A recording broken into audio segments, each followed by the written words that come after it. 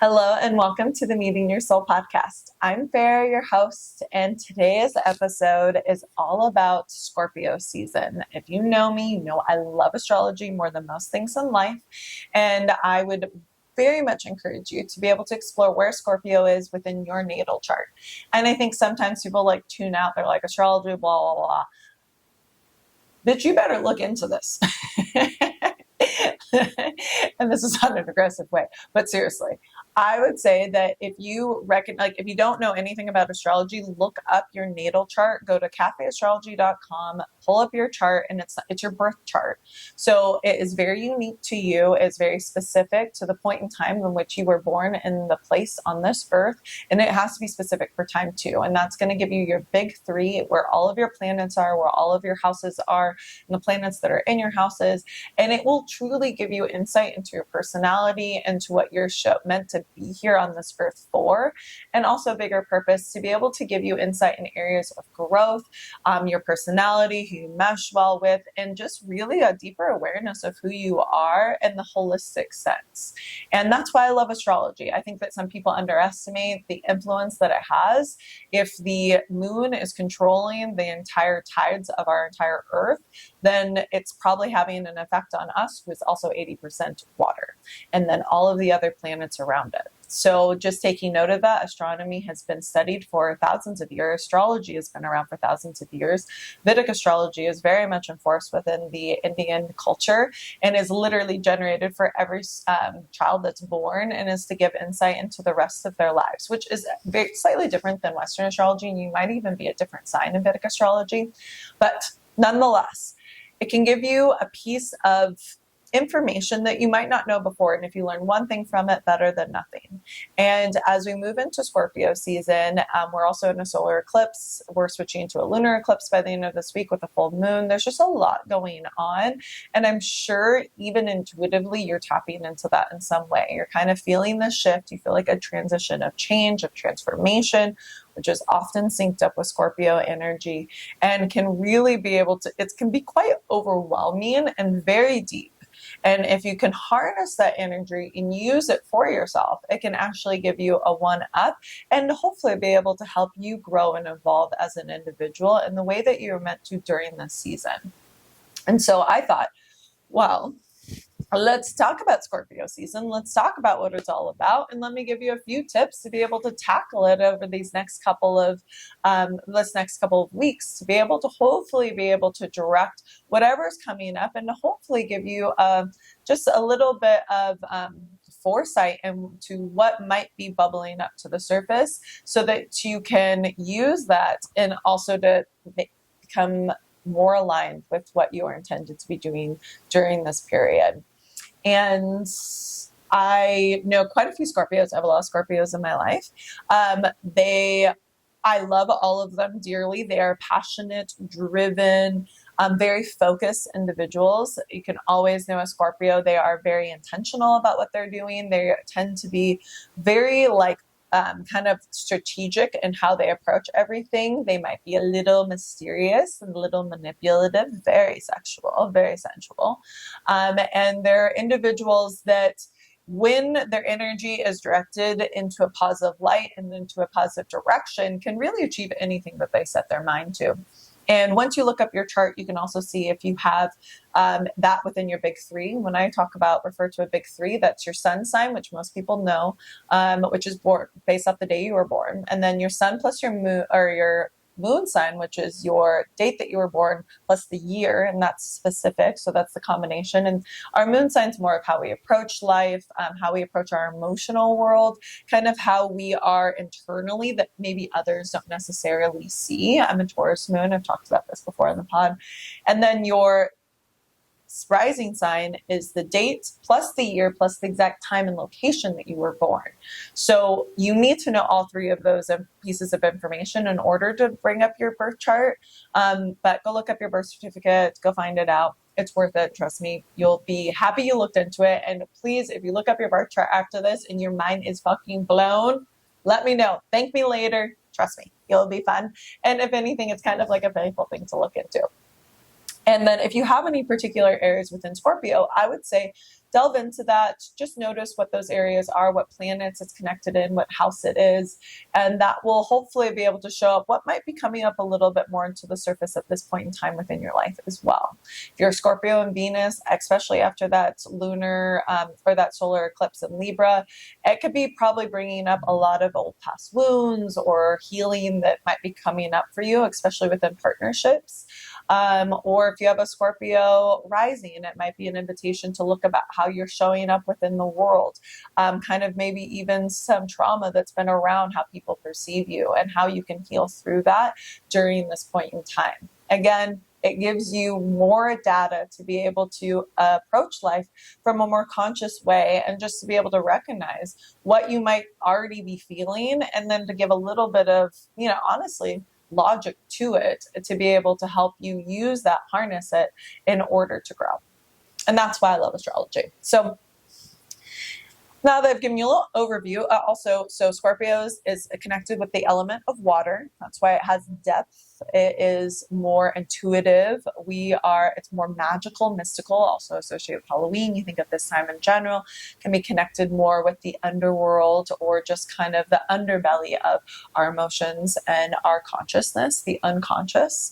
And it's also, associated with the animal of scorpions. And so if you think of a scorpion, can be poisonous, can be very dangerous, but also is very strategic. Hides in the corner. It doesn't go looking for prey. It's not bouncing about. It's not outwardly, it's not super extroverted, but it's more inward. It's paying attention. It's watching. It's observing. And then when their prey comes, very strategic, they stab it. So not to say that you're going to get stabbed by a Scorpio, and I hope you don't. I hope no one does. But again, just thinking of the animal and the characteristics that come along with that, and then to be able to give you some attributes of a Scorpio and the Scorpio energy all around. And again, looking up your chart, looking up in your particular signs, then you'll see, I would also always look up to see what elements associated in the animal, and that will give you some direction and where you're pointed, and also who you drive well with. Air signs tend to do well with air signs, water signs tend to do well with other water signs, earth, fire, continued, right? So just knowing that, if you want to know, here, I'll just go over. So air signs are Libras, Aquariuses, and Geminis. If you are a water sign, that is Scorpios, Pisces, and Cancers. Earth signs are Capricorns, Tauruses, and Virgos. And then fire signs are Aries, Leos, and Sagittariuses, Sages. I love me some Sag. I love some fire in my life. I am earth, water, and fire, very prevalent within my life. I feel all of those energies on a constant basis. And as you might notice, they're not always complementary towards one another. So how your chart is then designed within that, if it's mutable or cardinal signs, or if they're, anyways, we can go deep, but just kind of note, even if you were just to learn the elements, and just your big three would give you a lot of different pieces that you can kind of take with you, and then even just show how it pops up in your life. And then also who you drive well with can also be an indication. And typically our rising signs are the people that we tend to attract in our life. Like, I love fire signs. I tend to attract a lot of fire signs and air signs because of my Leo ascendant. My first impression is a Leo. So I come off a lot more extroverted than I may be, while my sun sign is a Cancer, which is the most intuitive, emotional, deeply connected, nurturing, mothering sign. So I come off of as this outgoing mom, if you will. And it's true. That would be a great way to describe my personality. So mom energy all the way. Even before I was mom, definitely brought that to the table. So again, look up your big three, see what it is, and then take that from there. So moving forward, let's think lessons of Scorpio seasons. How can you take on this next month or so of time to be able to use it to your advantage, to be able to kind of take in all of this input and to be able to direct it towards the evolution of your soul and to get to know your soul, meeting your soul, name of the podcast, a little bit more. First and foremost, as we shift from summer, that fire, element. We were in a more sociable Libra sign, and now we're going into the depths of Scorpio. So it's very much about, instead of directing all of the energy towards the people around us and towards the events, the socializing, turning it into look at ourselves, to be able to look at our intentions, the lessons that we've learned over the past few months, to be able to really apply some of that knowledge and to be able to kind of use and kind of almost just like reflect, like, what's been coming up for you? There's been a lot astrology wise. I feel like there's a lot of change and transformation that's occurring within a lot of people's lives right now. We just went through a solar eclipse. So it's like, what are some lessons that we learned during that Libra season of partnership, of relationships, of diplomacy, of recognizing what is really keeping us from finding harmony within ourselves and within the relationships that we have around us. And really taking note of that, not shying away from it, not staying on the surface, but jumping in with both feet, diving into the depths of the ocean. Whoa. Side note, anyone see, I was just, one of my friends just sent this to me, the Joe Rogan podcast, and they're like, this guy's like in the middle of the fucking ocean somewhere, and there's these two like things swimming past it, literally one on each side, like keeping up with the boat. Maybe it's a dolphin, maybe it's an animal. I see that. I know that that's very possible. But then it like literally starts singing, and maybe the video's edited. I don't know. But they're singing and it's like, come to us, come to us. So fucking creepy. It was so weird. And it was like a siren or a mermaid, and like a creepy as fuck mermaid.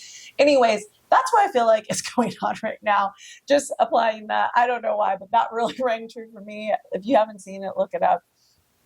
And it's really this invitation of going into the unconscious, of looking to be able to go the distance, to be able to see, okay, these are some themes that have come up for me. Well, what do they actually mean? How do I actually feel about these things, these concepts, these lessons? What are we dredging up from kind of deeper within that we may have been ignoring? We may have been distracted. We may have had other things that have been captivating our attention that we haven't really noticed or even wanted to know what's been coming up for us.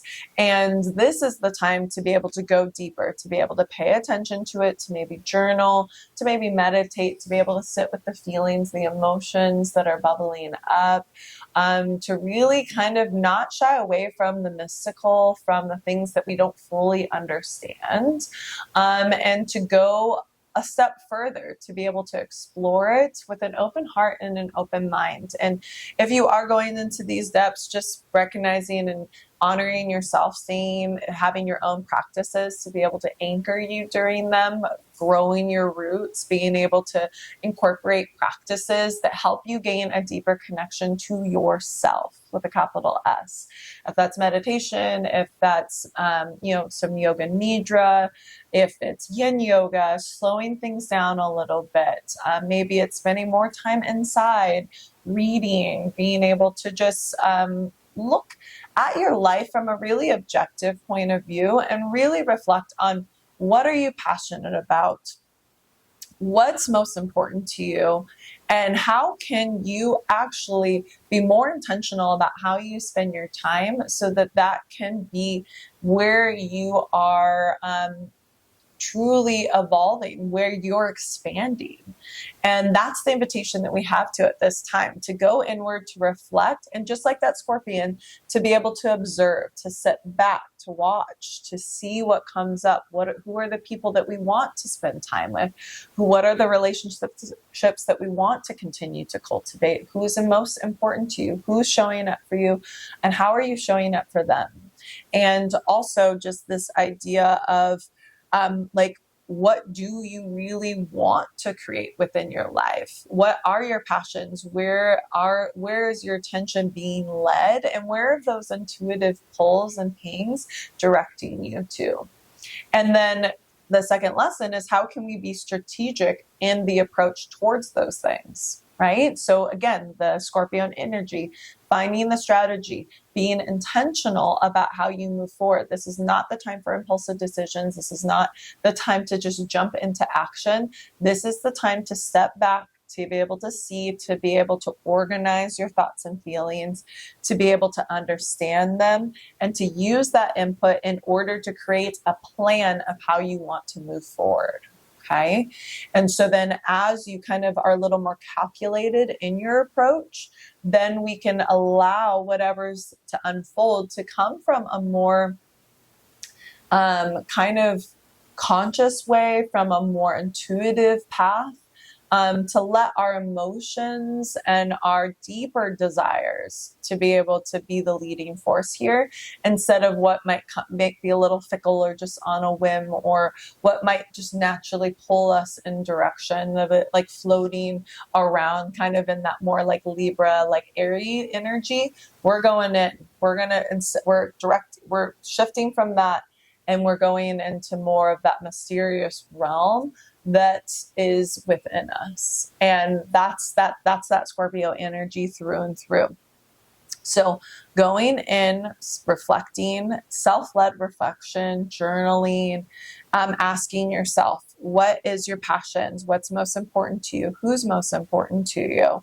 And really exploring kind of what the depths of your personality. Who am I? What's that more in like kind of mysterious side? What are parts of me that I don't like to be seen? What are parts of me that I might shy away from? Like maybe even going into kind of old wounds and trauma, especially around relationships and partnership. Like, what are those things that maybe have been pushed off to the side because you haven't wanted to deal with them quite yet? And how can we pull those back up to the surface in the most compassionate and loving way possible?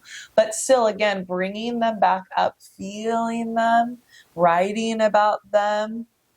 Where have you been hurt and how can you heal? The only way to be able to heal through anything that's occurred within your life is to shine light on them, to be able to bring them to the surface, to fully feel whatever that is. In order, like I said in my last my solo podcast, we can only move past something once we are able to feel it fully, to say hello before we say goodbye. And that's the way for us to truly heal instead of just bypass something. Okay. And Scorpio season, as kind of provocative and as provoking as it may be within the emotional realms, it can give us the insight that we may be seeking, that we may have been searching for, that we haven't quite had the courage or the capacity to be able to really explore so far quite yet, you know? So that can be definitely a part of your journaling. So it's like going inward, giving yourself the time and space, really kind of seeing what's coming up for you. Where are you getting pulled? Which directions are you heading in? And then also recognizing the wounding, the trauma, the hurt that may be around those areas. What are those subconscious beliefs that might actually be ushering us in a particular direction when we're not even fully aware of it? And the only way that we can gain that awareness is to shine light, is to look into those dark corners and crevices, to be able to extract some of the truths from it, and to hopefully and ultimately heal from it.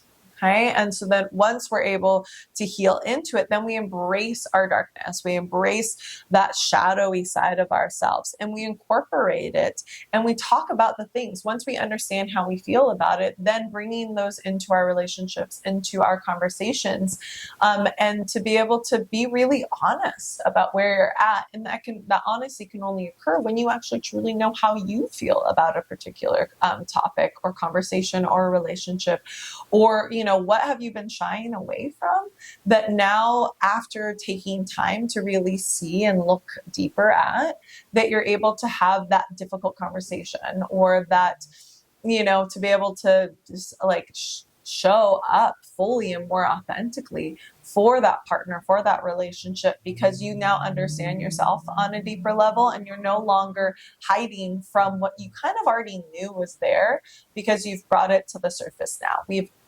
reflected, we've looked at it, we've seen it for the truth that it is, and we're able to then integrate it into our wholeness of who we are in order to move forward more fully. And This also, this, this is what I've been reading from all the astrologists, is like, this is the time. Have the conversation. Say what you want to say. Not from an impulsive, like, word vomit kind of way. I say word vomit because I have a word vomit in my life more often than not. But it's like, I've taken the time to really think about this. I recognize how I really feel about this. And now I want to share it with you. Being able to, I love a good Scorpio conversations, because if you know any Scorpios, you know this is true. They're not like the one that's going to be like, oh, hey, come on, let's just like chat about it and just like flutter through. It's like deep eye contact, intentional like conversation to be like, hey, I wanted to talk to you about some things. And then you sit down and then you're like, and then let's go there. Let's go to the deepest parts of whatever the topic is, and all of like the occult, all of like the mysterious, all of the mystical parts of it. And like, they're like, what could this really mean? How do you really feel? Why do you think this is coming up? What's your intention? Why? Like, it's always that conversation with Scorpio, which I can respect. I respect that. And I love it, because especially if I'm in that space and I'm in that mood, I'm like, yeah, like, why did I feel this way? And why did I do that? And like, why did I say that? And what did I really mean? Like, that's the kind of conversations we're needing to have right now. But you can't really have those unless you know about what it is for you. And instead of letting someone else guide you, maybe even manipulate you into what they think you should feel, or they think you should be doing, or how you should be approaching it, or how you should be maybe even your perspective, take the time to reflect on it for yourself first, and then have the conversation. Have the courage to be able to show up fully, authentically, bearing your heart, bearing your soul, being able to show up fully. And then when we do so, if we do so from a place of reflection and well thought out conversation, it doesn't feel as emotionally jarring. It doesn't feel as exposed, because we know that that's our truth. We know that we didn't get pulled in a different direction. We know where we needed to be and why we got there and why we had it in the first place. So kind of taking the harnesses, being able to leave that, and to be able to do so from a place of love and compassion, not only, and connection. Like, to be vulnerable, to show up fully in that way, gives us the opportunity to allow that other person to see us, to galvanize a relationship in a way that maybe we didn't even know that was possible at that point in time, or that we needed to, until we took the time to really reflect and be able to approach it from that space. So, yeah, I know. Great times, right? I know, but that's the beauty, though, of having those types of conversations, and to be able to go into these areas that we tend to shy away from, because that's where relationships are stemmed from. That's where trust is built. That's where foundations are established. When we pour the concrete down into the depths of the earth, the deeper we go, the more solid the foundation is, right? So we have to go there in order to grow, in order to get taller, in order to build the structure in what you were trying to establish. If it's within a partnership, if it's within a friendship, whatever it is, that's where we need to be able to start in order to have that sturdiness, in order to have that stability that can last. Okay. And then from there, then we can kind of layer in the playfulness of Scorpios. Scorpios are very sensual.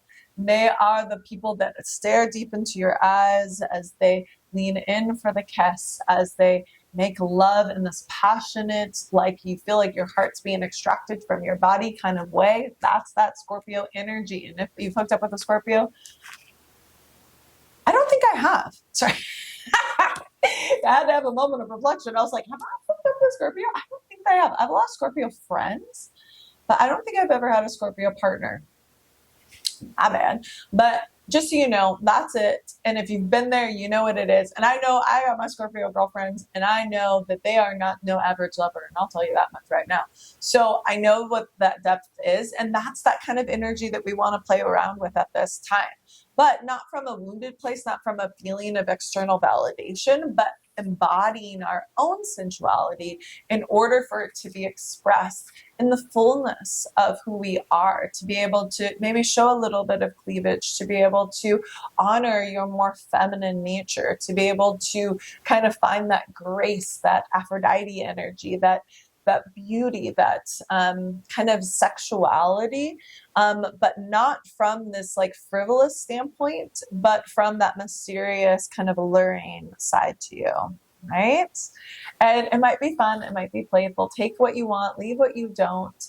But that's what the Scorpio energy is cultivating. That's what it's calling in. And I hope that you're able to utilize it for your advantage, to be able to take all of this, to be able to direct it towards something that can hopefully create more ease within your life, a deeper connection, and a more authentic, truthful you in order to show up more fully in all that you do within your career, within your relationships, within your partnerships, your friendships, what have you, within your family, whatever.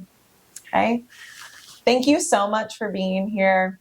Thank you for listening, and take that Scorpio, run with it, see what happens, and let me know what comes up.